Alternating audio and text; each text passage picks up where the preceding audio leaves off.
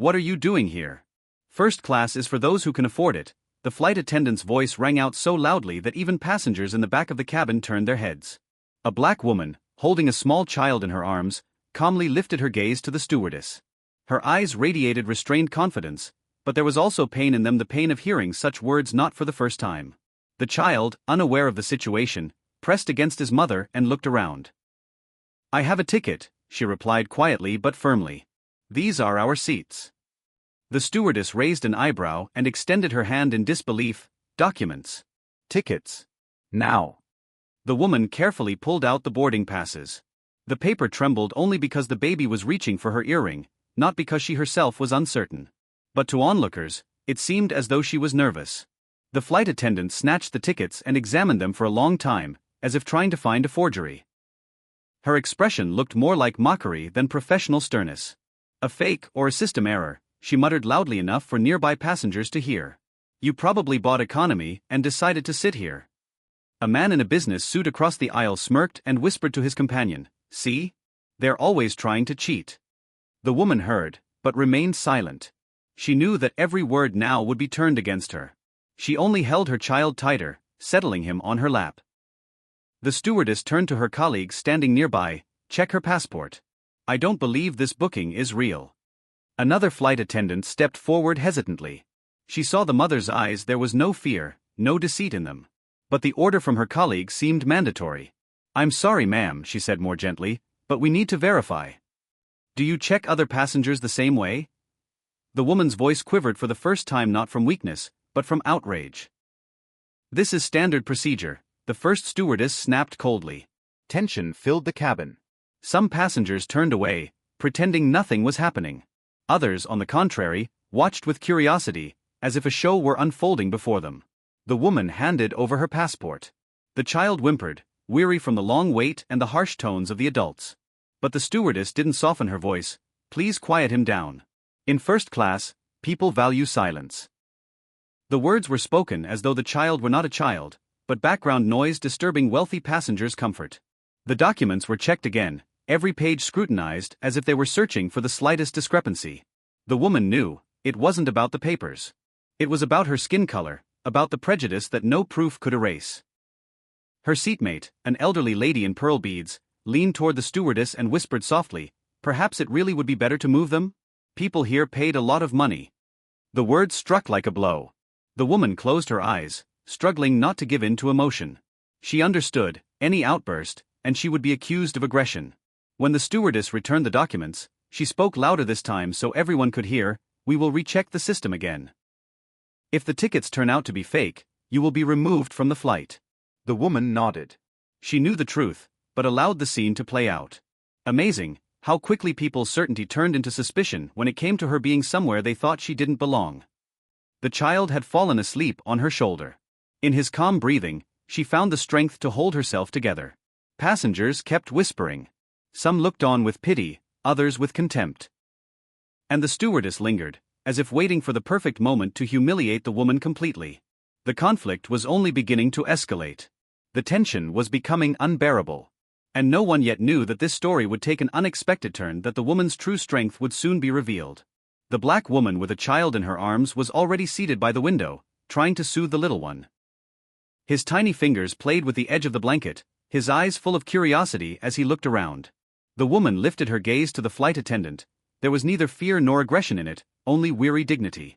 "I have a ticket for these seats," she said calmly. The flight attendant frowned, extending her hand. "Show me. Now."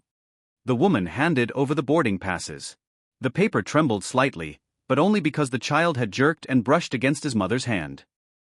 The stewardess snatched the ticket so sharply, as if she were already certain of her own judgment. "System error," she announced loudly enough for the nearby passengers to hear. "Or a fake." Several passengers exchanged glances. A man in an expensive suit snorted, looking at the woman as though she had violated an unwritten rule.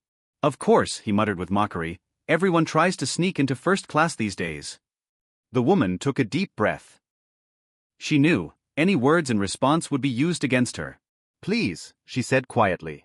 "Look carefully at the documents." At that moment, another stewardess approached, younger, clearly less confident. She took the passports and checked the booking. Everything matches, she whispered cautiously. There's no mistake here. But the senior flight attendant only smirked. I won't believe it until I check the system myself. She turned sharply toward the passenger. Do you understand that using a fake ticket is a criminal offense? The woman looked straight into her eyes. You accuse me of a crime only because you don't believe I belong here? The cabin grew quieter. A few people froze, waiting to see what would happen next. The woman's seatmate, an older lady in pearl beads, leaned closer and whispered just loud enough for the stewardess to hear. Perhaps it's better to move her to economy? People here paid a lot of money. Ze wird's gut like a kniefe. But the woman only held her child tighter. Her silence spoke louder than any argument. The child began to fuss, tired of the tension. His soft crying filled the cabin.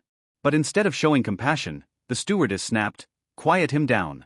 In first class, passengers value silence. The woman felt the wave of humiliation wash over her. She had heard that tone before, in shops, in banks, in other public places, where people made it clear that her presence was out of place. But each time, she had learned to remain calm.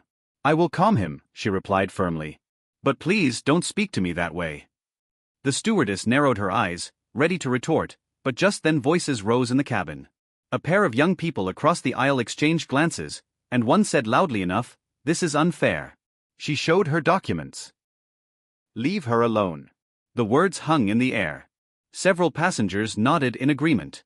But others, on the contrary, looked annoyed, as if the defense of justice was disturbing their comfort. The stewardess pretended not to hear. She stepped back to the service station, speaking into her radio, demanding additional verification.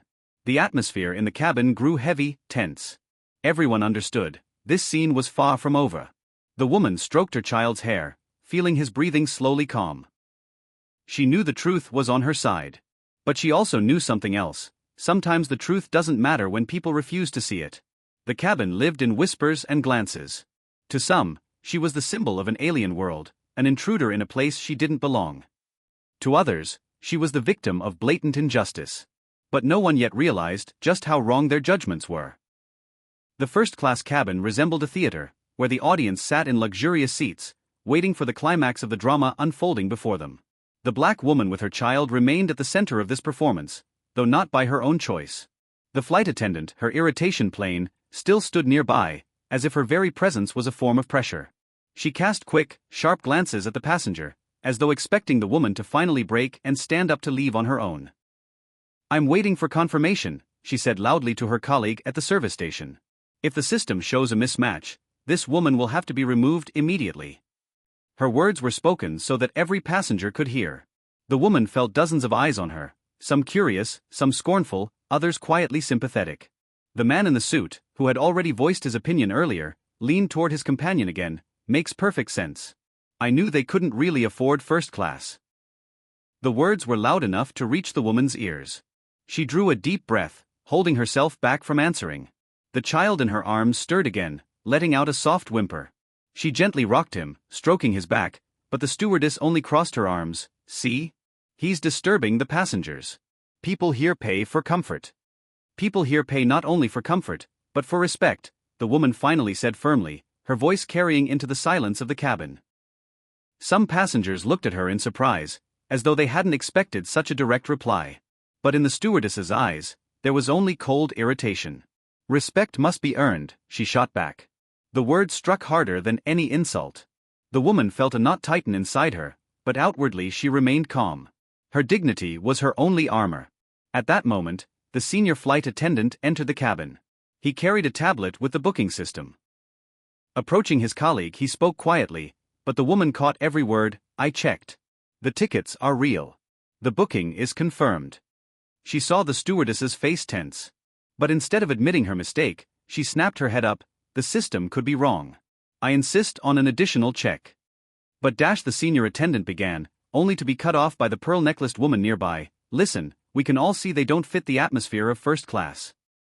Perhaps it really is better to move them? We came here to enjoy ourselves. With that, she adjusted her pearls and turned away, making it clear the discussion was closed for her. The woman felt a wave of protest rise within her. How many times had she endured this? In supermarkets, where security trailed her. In banks, where loans were granted only after endless questions. In hotels, where she was mistaken for staff. But this was worse. Here it unfolded in front of dozens of people, and her child would witness this humiliation. She held the baby tighter, and as if sensing her tension, he began to cry again. "Madam," the senior attendant now addressed her directly, "everything is in order. Your ticket is valid. You have the right to be here." But his voice was drowned in whispers. People continued exchanging glances, some rolling their eyes, others looking on in irritation. "Then why was there ever a question?" A young man across the aisle called out. She showed her documents. "Why make a spectacle of it?" "Because there are rules," the stewardess shot back sharply. "And it's my duty to maintain order." "No," the young man said again, his voice cutting through the silence. "You're not maintaining order. You're maintaining a barrier to keep people like her from sitting next to you." The silence in the cabin grew heavy. A few passengers lowered their eyes, but no one dared openly support his words. The woman sat motionless, like a statue. Inside she boiled, but outwardly she radiated a quiet majesty. She knew, her strength lay in silence. The stewardess stepped closer. In her eyes flashed not just irritation, but something personal, a rejection that defied logic. She seemed to be searching for a pretext to push the situation to the breaking point. And that breaking point was already near. The air was thick with tension, every passenger could feel it. One more word, one more breath, and there would be an explosion. The woman sat holding her child, her gaze filled with the very strength that frightened most of all, the strength of someone who knows the truth but has not yet spoken it aloud. And no one in the cabin suspected that this very strength was about to change everything. The first-class cabin sank into silence, heavy and suffocating, as if the very air had thickened. It felt as though the airplane's walls had closed in, turning the cabin into a cage where every eye was fixed on one woman, the one sitting by the window with her child. She did not move, only gently rocked the baby in her arms, soothing him. Her silence spoke louder than any words, and it was that silence which enraged the flight attendant the most. "I made myself clear," the stewardess said coldly, stepping closer. "Your ticket is questionable.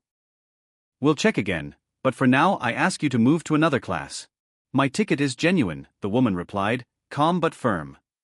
"I will not leave my seat." A nervous murmur rippled through the cabin.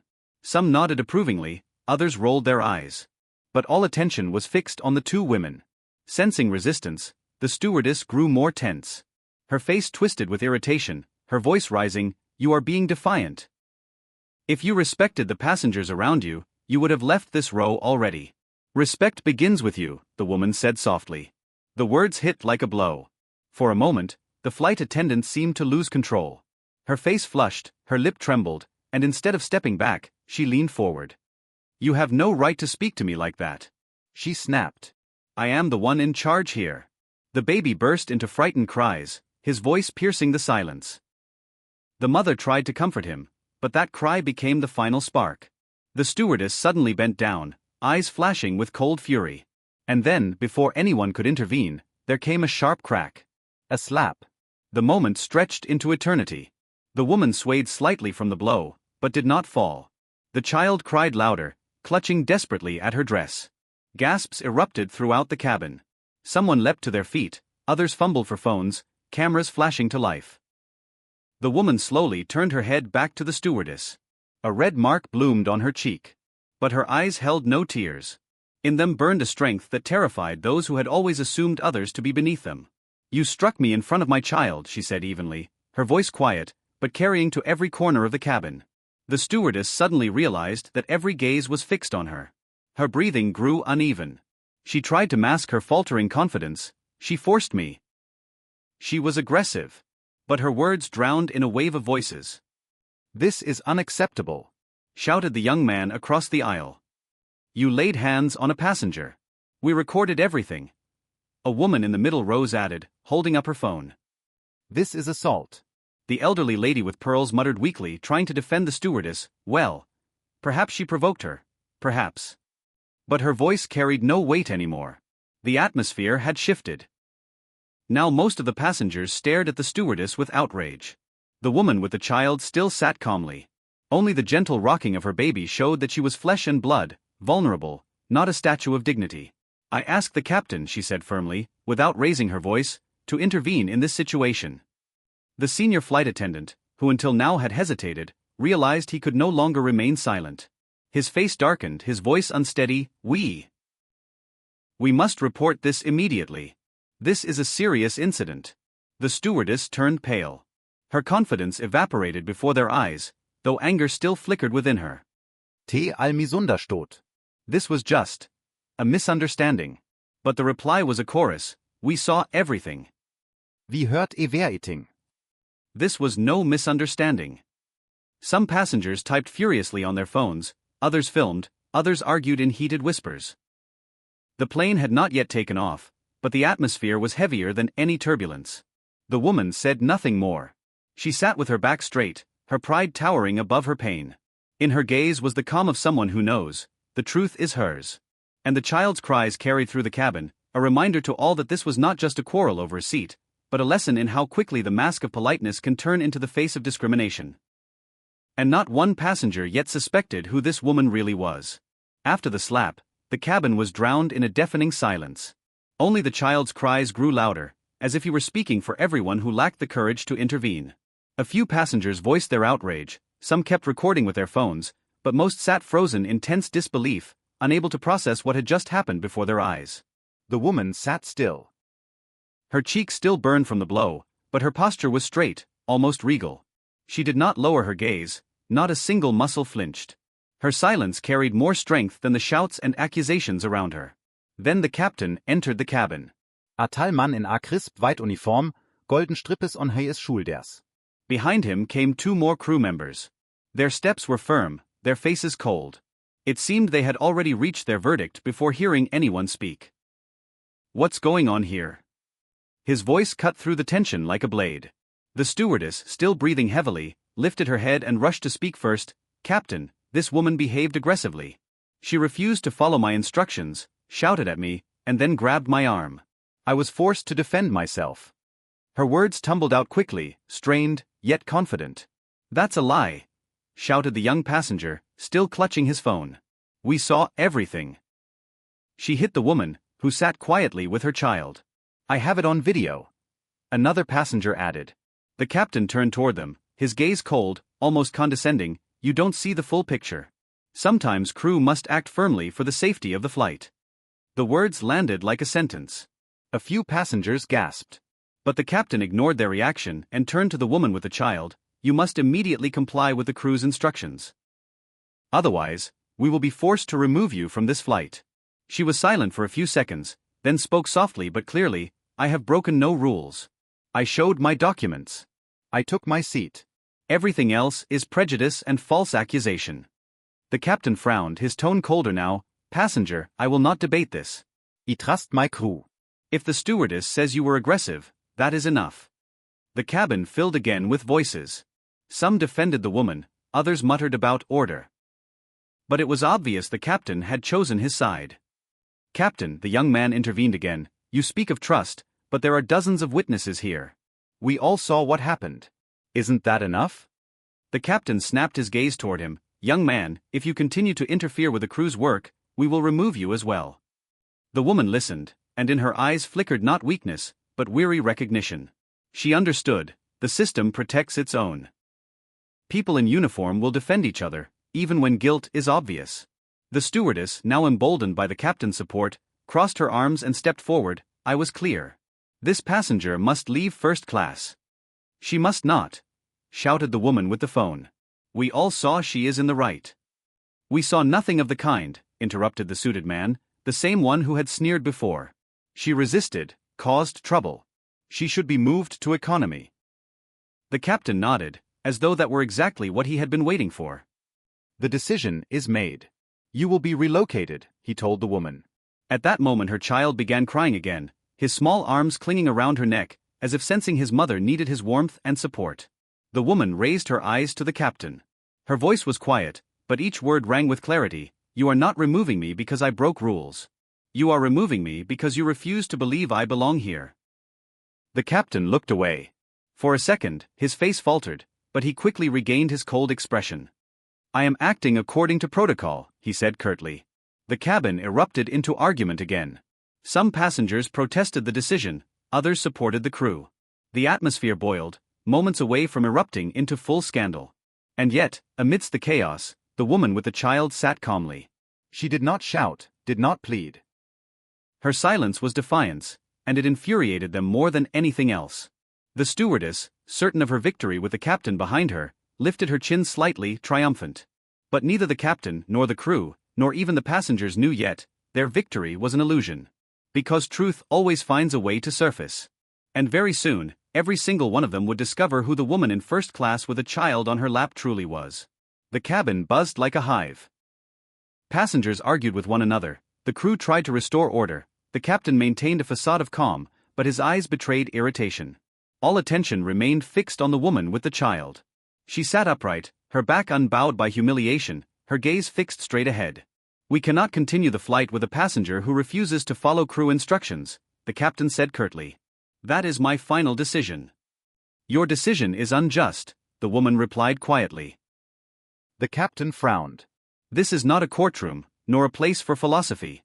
This is about safety, and safety depends on discipline." A few passengers applauded his words, some sincerely, others nervously, simply aligning with the majority. The stewardess stod with lips pressed in, looking almost triumphant. The woman rocked her child for a moment longer, then slowly lifted her head and said, "Very well. Since you speak of discipline and rules, I will tell the truth. My husband is the CEO of this airline." Silence struck harder than thunder. Even the child's crying seemed to hush for an instant. All eyes locked on her. Then came laughter. The man in the suit slapped his armrest and burst out laughing. "What a fantasy! What's next? Fairy tales about billionaires and presidents." The pearl-necklaced lady scoffed, "If your husband really were the CEO, you wouldn't be sitting here alone with a child. You'd have your own private plane."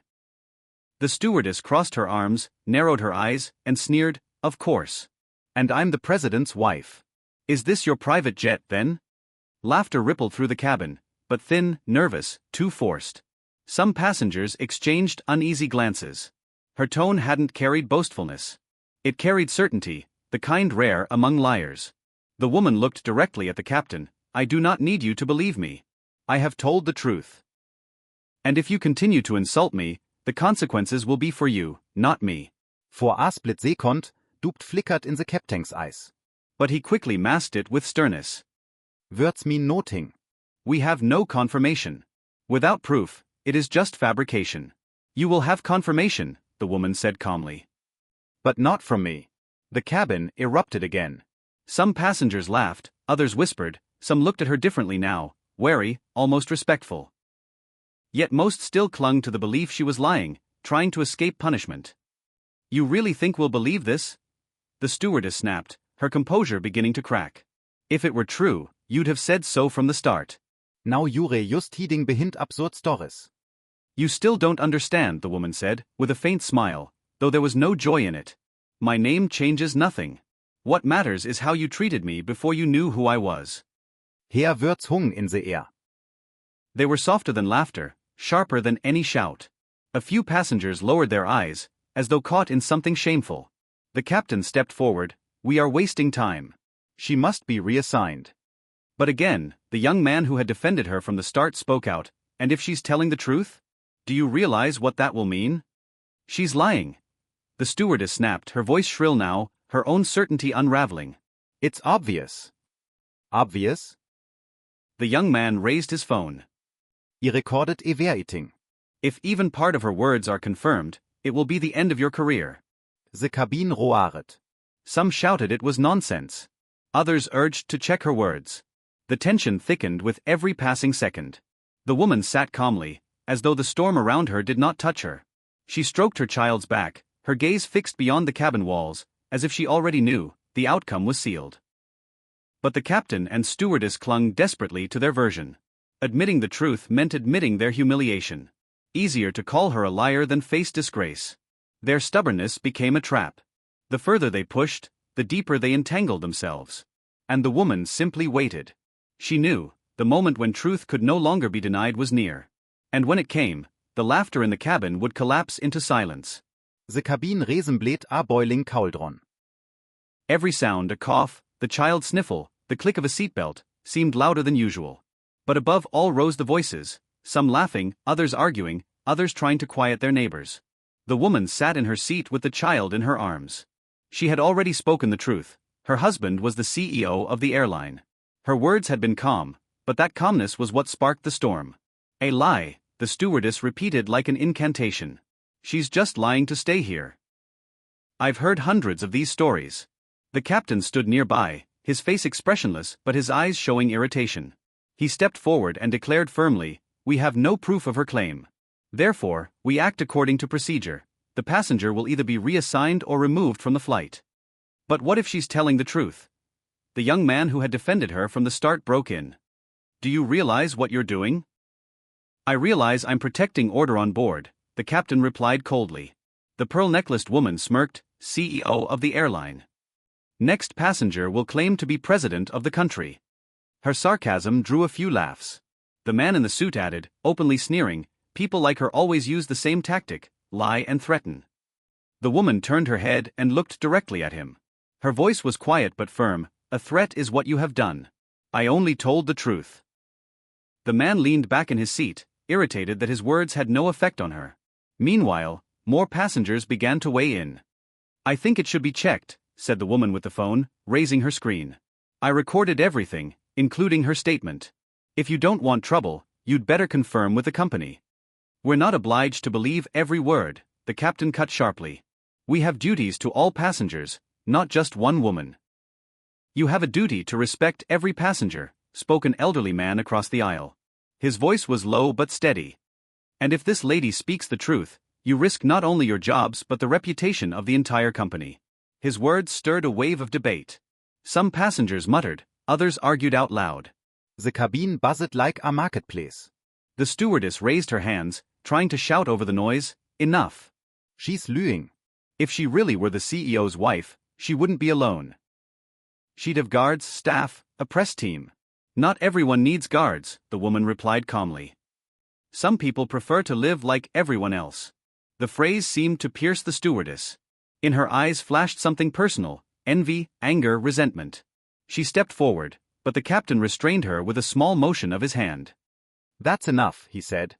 "We will not discuss passengers' private lives. We follow the rules." "Your rules are built on prejudice," the woman said. Once again the cabin exploded. Some applauded her words, others complained she was being too bold. The captain raised his hand for silence. "For the last time. Either you move, or you will be removed from this flight." The woman slowly shook her head. "I will not leave. My place is here. And your threats won't change that." The child on her lap quieted, as if sensing the strength in his mother's voice. That silence stood in stark contrast to the chaos around, and many passengers noticed. "So be it," the man in the suit muttered irritably. "The longer we argue, the more delayed we are." "You only think of your own comfort," the young man shot back. "She is thinking of justice. Do you see the difference?" The captain rubbed a hand over his face, clearly wanting the scene to end, but the woman's composure made his authority look fragile. The stewardess, unable to hold back, stepped forward again. "She disgraces us. We must act firmly." The woman lifted her gaze to her. There was no anger in her eyes, only cold calm. "You disgrace yourselves. I am merely sitting in my seat." And silence fell again. Even the most skeptical passengers felt there was something more behind her words than empty bravado. But none yet dared to say it aloud. The conflict pressed on, gathering momentum. The crew clung to their story, the passengers split into camps, and the woman sat unmoving, like a rock in the middle of a storm. And the longer the dispute dragged on, the clearer it became. The truth would come out, no matter what. The only question was, who would be the first to admit they were wrong? The cabin had become an arena, not for a dispute over a seat, but for a battle over truth. Passengers split into two camps. Some laughed and demanded the woman be removed immediately, while others insisted her words must be verified. The woman sat calmly, her child asleep against her shoulder. His peaceful slumber made her image all the more striking against the storm raging around her. The captain still stood before her, upright like a soldier on parade. His voice was sharp, ready to end it. "We are wasting time. The passenger refuses to comply with crew instructions. That alone is sufficient to remove her from the flight." But from the back of the cabin came a voice, "No, it isn't." Everyone turned. An elderly man in glasses, silent until now, rose to his feet. His voice was quiet but resolute. "I have flown with this airline for 20 years. Never have I seen a passenger humiliated so openly. The woman showed her documents. And if she claims her husband is the CEO, you are obliged at least to check it. Check? The captain repeated irritably. Absurd. We don't have time for investigations mid-flight. You have a phone, the man replied evenly. Or a radio. Call the office. It will take 5 minutes. 5 minutes of delay can be costly, the captain said with emphasis. And what about years of reputation? The man countered. Those words stirred the cabin. Some passengers nodded, others shouted, "He's right." And check her words. Even the skeptics began to waver. Those who once laughed now sensed something in the woman that could not be dismissed. The stewardess, feeling the situation slip, rushed in. She's lying. It's classic manipulation. People like her always look for a way to raise themselves above others. Or maybe it's you who look for ways to push others down. A young woman's voice cut through from across the aisle. The stewardess flushed, but stayed silent. For the first time in a while, the woman spoke. Her voice was calm, almost quiet, but clear. "I have spoken the truth. If you are so certain otherwise, make the call and see." The captain pressed his lips together. He knew refusing would look weak. But agreeing felt like conceding defeat. "We are not obliged to contact headquarters for every whim of passengers," he said stiffly. "This is not a whim," the woman replied. "This is a question of justice." The young man with the phone raised it higher. "If you don't check her words, this video will be on the news tomorrow. And then others will check for you." Cheers broke out around the cabin. The captain stiffened. His eyes darted to the stewardess, then to the senior attendant. He knew he could not stall any longer. "Fine," he said through clenched teeth. "We will contact the office." The words cracked the tension like a snapped spring. Passengers broke into louder talk, some relieved, others eager for the outcome. The stewardess tried to object. "Captain, this is unnecessary. She's just manipulating us enough," he cut her off sharply. "I said we'll check." The senior attendant left for the communications cabin. A nervous pause followed. People whispered, speculated, even wagered. "You'll see," muttered the suited man. "It will all prove a lie." "And if it doesn't?" asked his companion softly. He gave no reply. The woman sat motionless. Her gaze was calm, almost distant. She did not try to convince anyone, did not defend herself. It was as if she already knew, the truth would arrive on its own. Minutes dragged painfully. Finally, the senior attendant returned, tablet in hand, face unreadable. He leaned to the captain and spoke softly. The captain's expression flickered, then hardened back into sternness. "So," he announced to the cabin, "we require more time for confirmation. The office said they will check and call back." "So, you're still not certain?" asked the elderly man in glasses. "Not yet," the captain replied curtly. "But that doesn't change the fact. The passenger behaved provocatively and interfered with crew operations." She sat quietly. The young man shouted. "I recorded everything." "Enough," the captain barked. "We will not allow passengers to interfere with the crew's work." But his voice no longer carried conviction. Everyone sensed a crack had formed. Now they waited only for the office's answer. The woman, silent all this time, spoke just one line: "Truth is never in a hurry. It always arrives on time." Her words rang like a prophecy. And though the crew pretended everything was under control, every soul in the cabin knew, the moment of truth was close. The first-class cabin buzzed like a swarm of bees. Everyone waited for one thing: the call from the airline's headquarters. Minutes dragged unbearably. It felt as if even the engines had quieted, straining to hear the answer. The woman sat calmly with her child in her arms. She did not defend herself, did not argue, did not try to prove what was obvious. Her silence became defiance, and her dignity a mirror in which everyone saw their own prejudice. The captain stood in the aisle, pretending to be in control, though his hand fidgeted nervously with his belt. The stewardess at his side couldn't keep still, crossing her arms, fixing her hair, casting sharp, angry glances at the passenger. At last, the senior attendant returned, tablet in hand. His steps were heavy, each one slower than the last. His face was stone, but his eyes betrayed turmoil. "Well?" the captain demanded sharply. The attendant drew a breath and said, "Headquarters confirmed. This passenger is the wife of the CEO of our airline." Silence crashed louder than thunder. Every passenger turned, as if the words needed time to sink in. "What?" The stewardess gasped, her face pale.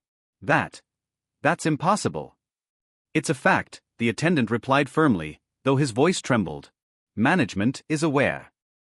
The man in the suit, who had laughed all along, sputtered, "It's a mistake. The system's wrong again, but his words drowned in the rising tide of voices.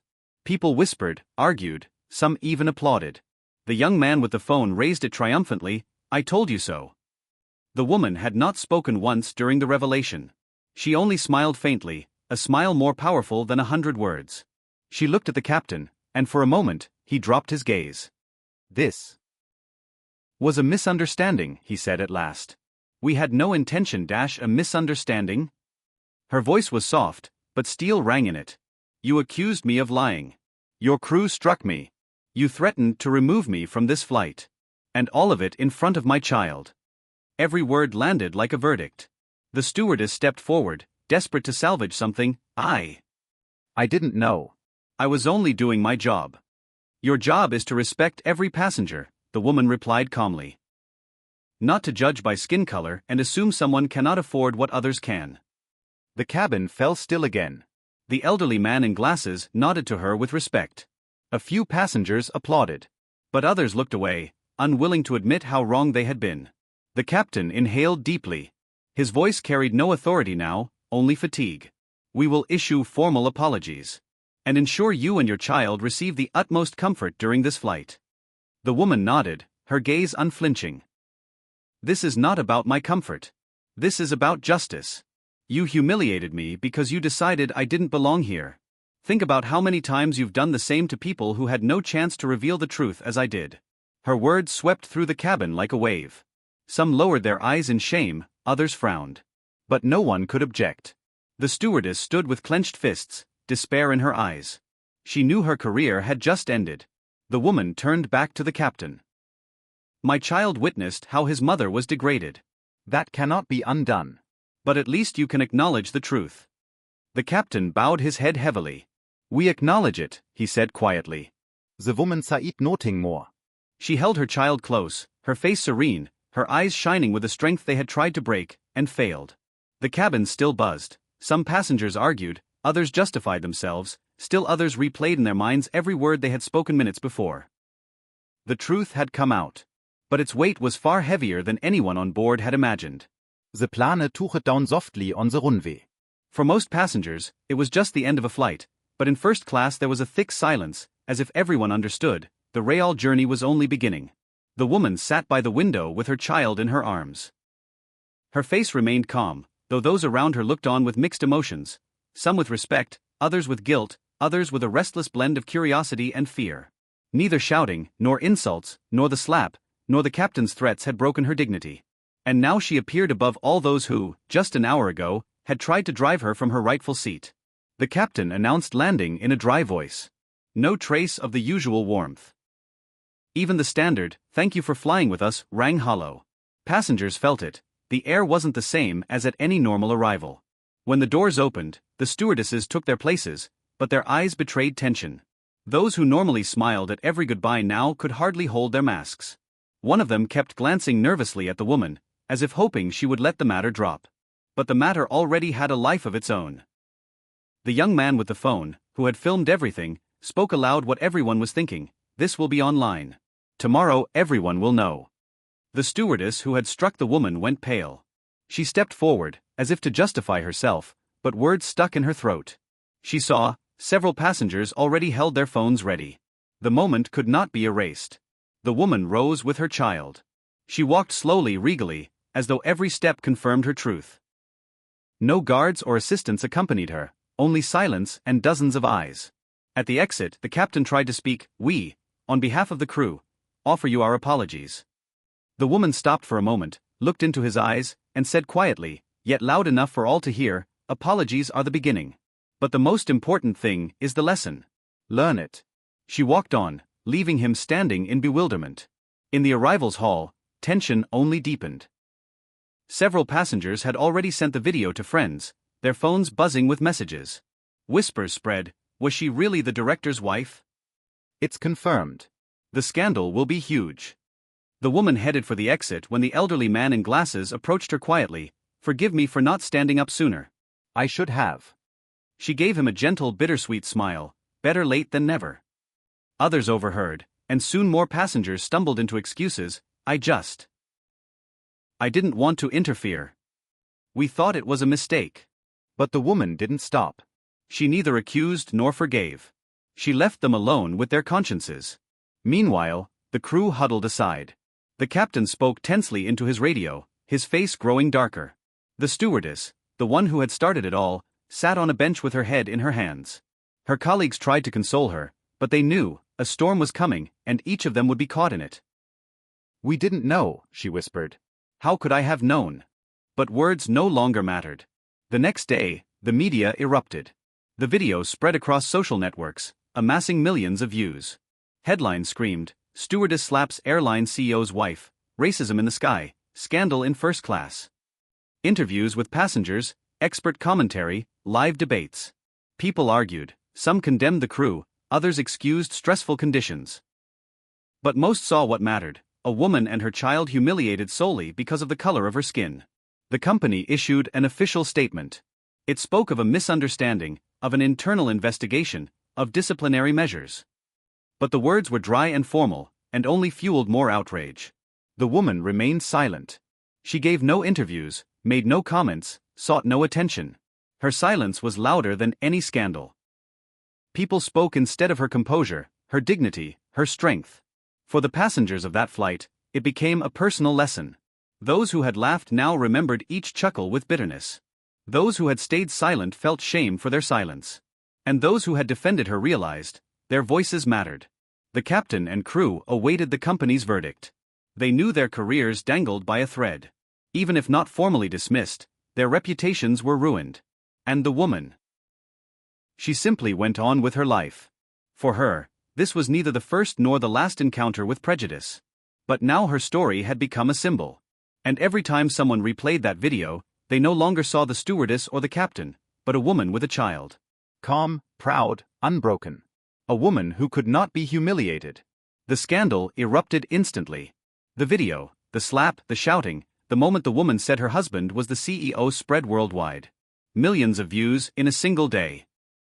Media headlines were sharp and loud: slap in first class, crew humiliates airline CEO's wife, racism at 30,000 feet. Airline at the center of scandal. People argued in the comments, politicians condemned the shameful display of discrimination, bloggers posted reactions, analysts debated how this would damage the company's reputation. The airline's leadership could not ignore it. In an emergency board meeting, executives demanded answers.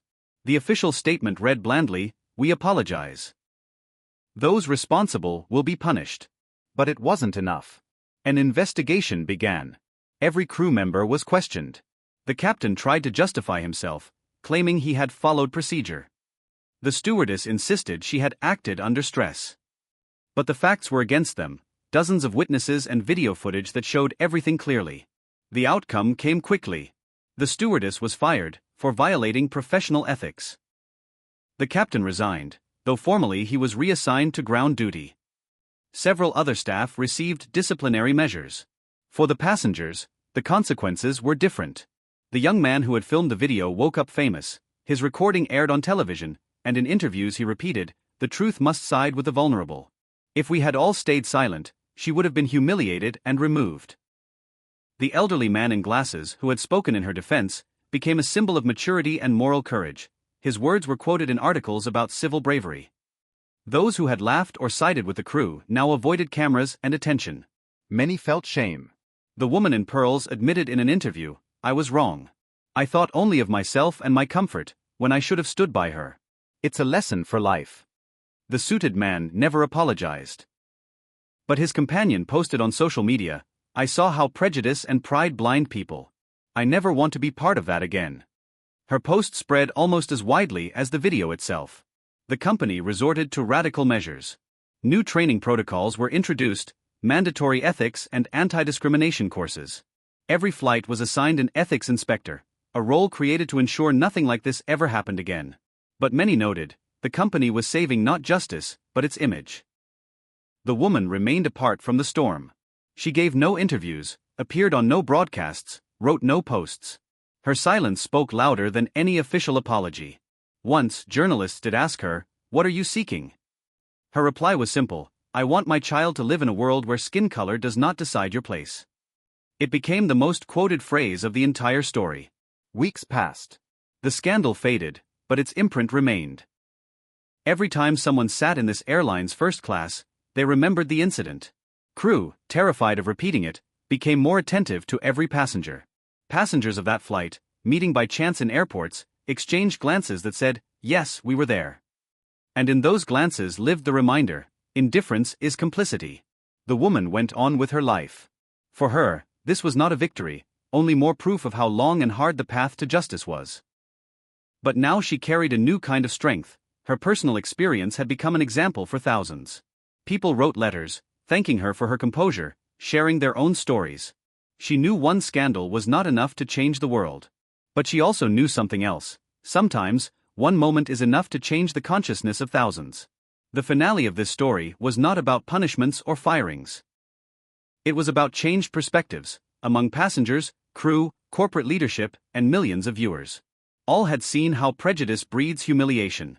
And above all, they had seen how one woman with her child stood against the system. She did not shout, did not beg, did not break. She simply remained herself. And in that, she won.